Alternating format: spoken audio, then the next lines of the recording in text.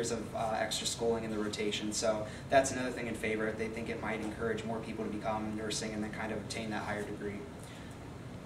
Okay, as far as against, a lot of physicians are worried that blurring the line between physicians and DNPs will kind of confuse patients and could even jeopardize care. Patients might go in and think that they're getting the highest quality treatment and might not even realize what the DNP title stands for. Might kind of confuse that or blur it with a medical doctor. The second thing is people are worried it might raise the bar too high for the profession. For medical school, you have to have obviously really good grades and really good scores on tests, and the same would go for nursing, although many nurses don't kind of want that, affiliation. They would rather just go for a certain, nursing license, or maybe don't want that extra schooling to obtain the license. So they're worried that this might kind of set the bar too high for nursing and may actually discourage people from entering that field if they feel like this is going to be a requirement for them in the future. And lastly, there's obviously the possibility for a requirement of costly extended education.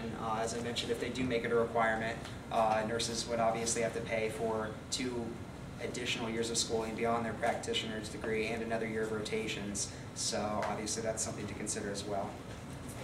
Lastly, we're just going to kind of go over the financial benefits of each, and just so you guys know what people make. For registered nurse or an RN, their average is about $60,970 per year. Nurse practitioners make an average of $87,400 per year, and with your doctorate of nursing, you can make an average of $92,255, or over $100,000 plus in the year if you are opening your own practice. And questions? Do you think the increasingly amount of malpractice suits will discourage people from going to medical school and becoming a physician to become a DNP? I don't know that would necessarily deter.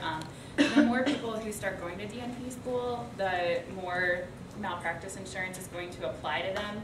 So